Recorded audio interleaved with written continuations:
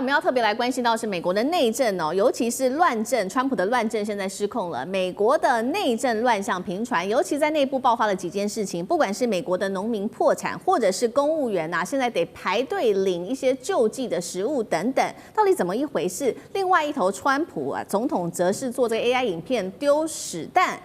我们今天来关心美国接下来川普的其中选举是不是危险了呢？今天的火线话题3个邀请来宾帮我们做解答。第一个，因为美国现在牛肉的价格实在是太高了，一口气飙涨到了12%。当然，一部分的原因是因为川普针对巴西课征50%的一个高关税，导致现在美国牛肉价格超高。于是呢，川普在这个时候喊了说，开放阿根廷牛肉就可以来降价啦，却惹得美国的农民非常的愤怒。好，这个关税战会变成农业的自爆战吗？第二件事情，现在政府到现在已经关门达到3周以上了，核武的单位还因此停摆。华府现在出现了史上最长领食物的一个长龙，等一下带观众朋友来看到这张照片。说好的美国梦呢？现在还可以做这样子的梦吗？这是第二个问题。第三点，我们来关心，在上周末大家还记得吗？700万的美国民众走上街头抗议，说这个川普说希望未来的美国是无王日，那川普则是用 AI 来自封自己是国王。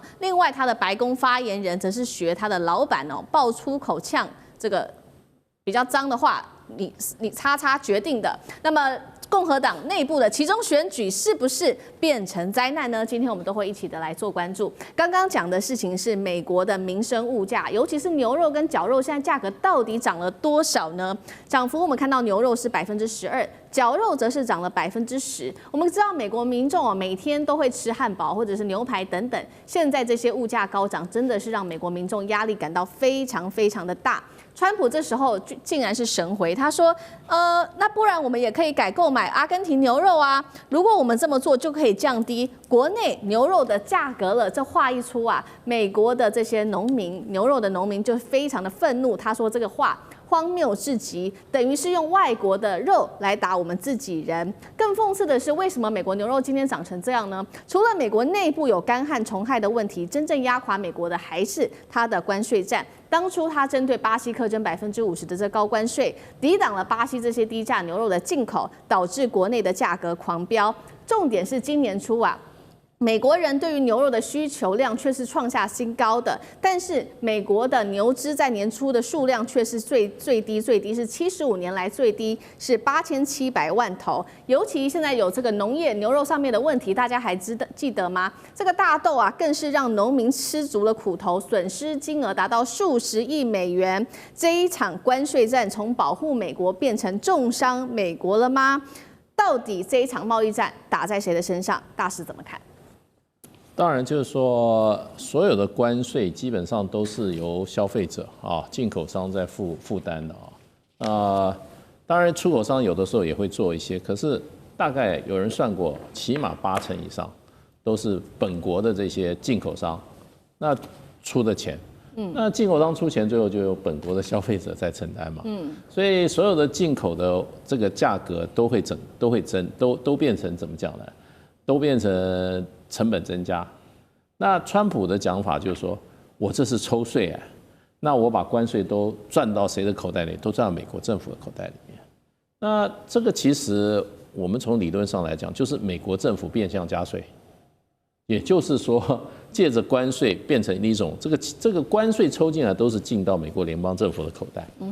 因为事实上，美国的这个宪法第1条规定事实上，这个贸易事实上是属于联邦政府的权，所以这些都属于联邦税，抽了以后就要联邦政府。所以川普每天就他自己也大言不惭，他说：“你看，我又赚了6000万，我又赚了5000万。”他去填什么？填他那个财政的那个赤字去了。所以基本上抽税就是关税就是变相跟老百姓抽税。那这个情况之下呢？你的物价会不涨吗？一定涨嘛。美国很多东西真的靠进口的。你不要以为美国有8700万头牛，对不对？可是它还在进口牛肉嘞。美国同时它有外销的，它也有同时在内，它也在这些它也在进口。它的牛肉没有错，说穿了，有的时候最好的牛肉都外销了。你比如说，我们到 Costco 看它的牛排，对不对？那些都是最好的肉，他去赚更高的利润啊。他在美国市场可能啊，它的定价没有在海外这种市场来的。美国牛肉在海外市场是赚的更多的。对。那它国内市场需要消费什么？比如说啦，绞肉，这些做什么？做汉堡啦，还有美国比较穷人吃的肉呢，它就从巴西进来，巴西进来。所以就是说，美国也有可能这个牛肉的供给会失调。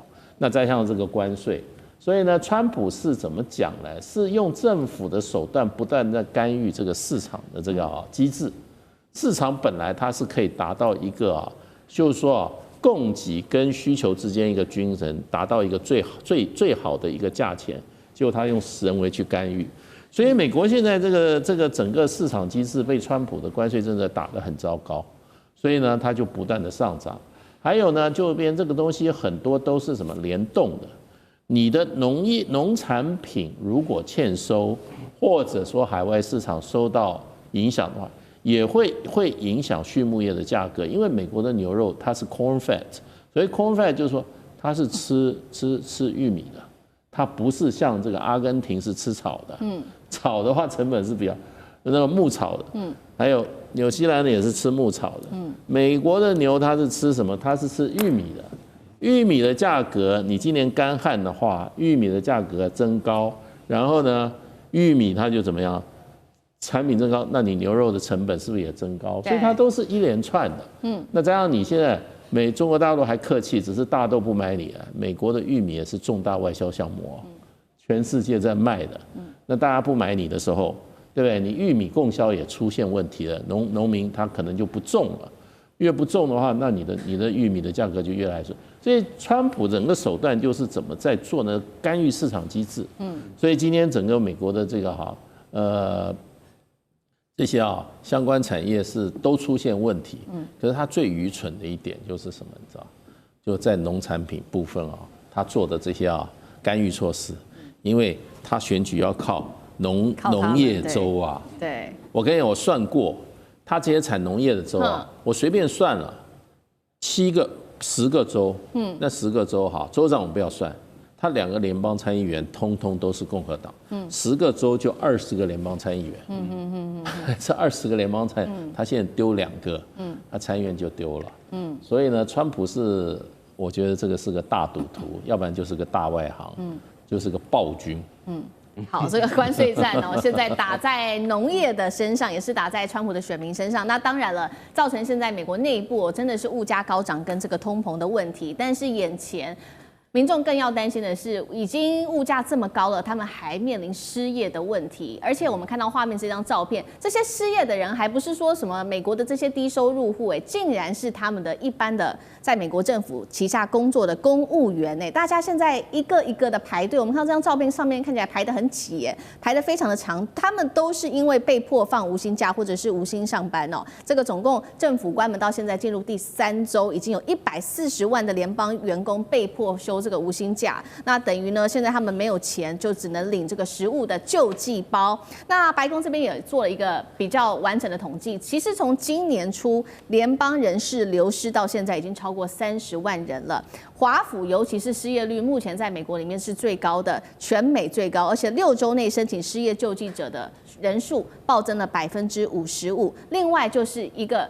影响国安的单位，我们来看到这个是核武管理局，80%的员工现在也放弃了无薪假，核子安全系统差点停摆。这个部门主要负责的是维修、升级核弹头、管理核子不扩散等等的计划。公务员没饭吃，核武单位停工，后续的影响又是什么？舰长怎么看？首先我要说，像这些排队在这里，你看它不是一个叫做无业游民的那样的，那可能。他正常的日子还都是算过得蛮好，但这就是美国的文化。美国是一个消费的文化，它不像我们拼命在想要存钱，他们真的就是一个贷款。对，所以当他的正常的收入，就是我预期我的收入是这样薪水。你看我是国家公务员，谁是我的老板？国家是我的老板，那薪水怎么会少呢？就像我以前当军人，我怎么可能没有薪水？可一旦你没有薪水他的所有的花，因为他都已经贷款，车子贷款、房子贷款，什么这个贷款、那个贷款，可能还在分期付款什么等等，还是突然会被卡住？但是这个东西是不是他们的一个很大的问题？我倒不觉得是一个很大的问题。为什么？一旦这个叫做他的停摆结束，欠的钱一把全部要给他的，是吧？那我觉得还蛮好的了。然后这样这段时间我只要苦撑过去，可能接下来我拿了几个月的薪水，未来可能还多很多钱。所以他们的这些人民不会太担心。但是我是觉得他这次停摆哦，真正他凸显的问题是川普这个人。他这个川普人是什么样的？你知道，像以前这种政府停摆，在20世纪100年最严重的是在克林顿政府的时候，他停摆了2次，总共加起来他停摆了27天。这是克林顿政府的时候，8年哦，27天。然后到了这个世纪21世纪，川普1.0的时候停摆1次，那1次就是35天，就超越了前一次的这27天。那这一次呢，从11月1号开始到现在已经22天了嘛，22、23天了，再2个礼拜就会破他上一次川普1.0的记录。为什么会停摆？为什么？因为国会2党在那斗争，不是美国没有钱哦，就是2党对这个，因为他的所有。川普带领的是行政团队，行政团队的权力哪来的？谁授予的？国会，国会在他上面。那国会不授予你去花这个钱，你是没办法去动用的。这就是按照美国的宪法的这个体制。所以他只要2党一协议，这个钱就可以拨下去；只要不协议对抗，那就一直下去。那为什么川普的任内就会这么对抗呢？因为他这个人太激情了。你知道他的所有手段都非常激烈，好比说，你看他这个无冕王那一天，他发的那个 AI 的生成影片哦，等一下可能你们会看到。我这一辈子我无法理解一个国家的领导人能够去这样子做一个这个影片，你脑袋到底在讲什么东西？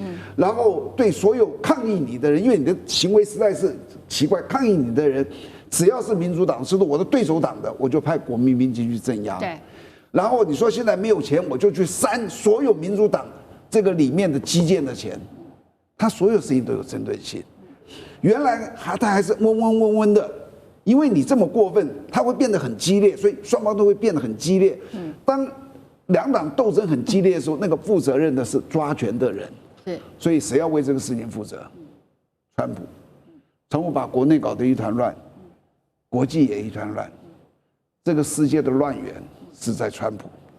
好，所以我们看到世界的乱源，其实从川普，我们现在也看到是不是川普他整个内阁也开始学习到他的性格。我们要来看到这个最近真的是发生了蛮多的事情，因为刚刚舰长提到嘛，其实就是上周末在美国爆发的这个全国性的一个大规模的示威活动，全美50州总共是700多万人走上街头，当时叫做无王日。那确实哦，川普当时用一个 AI 合成影片，头戴王冠，开战斗机，就向人民撒这个屎弹。那我们刚刚说了嘛，是不是只是川普狂妄自大呢？其实他的内阁也开始出现了这样子的问题。尤其我们来看到2个人，第一个，白宫发言人李维特，他最近在接受媒体的专访的时候，竟然呢是有被记者问到是谁决定川普跟普丁接下来在布达佩斯来做会谈的？他怎么回答？他说：“你妈决定的哦。”这样的一个出口哦，还呛记者说你是一个极左的垃圾，这话真的是难听到我都有点说不出来。那另外一位同样也是非常狂妄的是，有记者问他说，国防部你是否知道俄罗斯称赞部长赫格塞斯的领带颜色呢？结果这位国防部的发言人说，你妈买给他的，这是有爱国情操的美国领带，蠢蛋。来，干哥帮我们看怎么一回事啊？因为这是新闻。所以我们不得不忠实的呈现说，川普以及他的这些幕僚们，竟然用这样的粗口，直接面对了他所面对的是记者、是媒体、是大众，怎么可以用这样子的口吻口出秽言呢？啊，刚刚大使有讲到说，川普是个暴君，川普说不是 ，I'm not king， 我不是国王哎，所以你们说发动了2600场要抗议我的活动。无王日 ，No King's Day， 我又不是国王，对不对？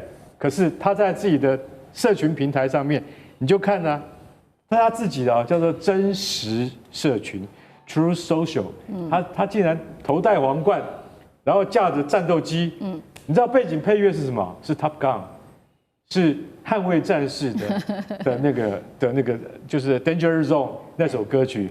I went through the sky， 那首歌曲当做背景配乐，然后呢，因为那是 AI 影片嘛，他的头像戴着王冠，开着飞机，然后经过纽约的时代广场，然后就丢下了很多咖啡色的物体，然后也有人抬头一看，结果他们还特别带那个镜头特写，抬头一看那个人是谁呢？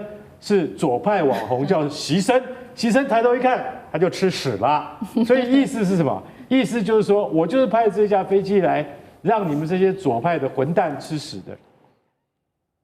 你有没有想过，你身为总统，社群平台也是你的，福斯电视也是你的，你不但有网络的力量，你还有电视台，你还身为国家的领导人，对，你竟然可以这样去对付你的政敌、你的对手。好，那除了他以外呢，他的发言人一个比一个厉害，好，我们来看看那个谁，李维特。李维特他是回答了那个，他是2天前回答哪一家报纸呢？那家报纸叫《哈芬登邮报》啊，《哈芬登邮报》是知名的左派报纸了啊。那这也无所谓，可是呢，因为《哈芬登邮报》有个记者，就一天到晚会缠着李维特。李维特那天真的是受不了了，因为哈芬登的记者竟然问说：“哎，确定普丁跟川普是不是要在匈牙利开会啊？对不对？那布达佩斯这个地方是谁决定的？奇怪，谁决定的？要关你什么事啊？”李维特的情绪就来了，爆炸。对，他就爆炸。到底选在布达佩斯，选在什么地方？那是你能决定，还是我能，还是你这个记者可以问的呢？那不关你的事嘛。所以他就直接喷了一句叫做 "Your mom did"， 你妈妈决定的。那我用我们台语的话哈，我们讲台语比较不粗俗啦，就领导部决定的啦。如果大陆的对岸朋友能够听懂的话，这不是骂人的话哈啊，这个我们在尺度上面也是能够被接受的。那所以我的意思是说，如果你用这种话可以让美国的全部的老百姓能接受的话，那我们也都没有话说。你身为白宫的新闻发言人，你怎么会说你妈妈决定的？对，对不对？那你是不是教坏大人小孩，教坏了所有的美国老百姓，教坏了全球在注视着你们白宫一举一动的老百姓们呢？对不对？所以说我先讲一句实在话，连他的新闻另外一个发言人啊，叫罗杰斯也说，李维特表现得非常中规中矩，值得嘉奖。他已经骂了脏话，怎么会值得嘉奖呢？这个整个政府都在乱套，乱到连新闻发言都可以不顾口德。我们只是把事实说出来而已，我们刚才绝对没有说不雅的话。OK。好，谢谢干哥，那我们休息一下，马上回来。地缘政治、美中之争、战略价值、强权崛起、小国生存，现在与未来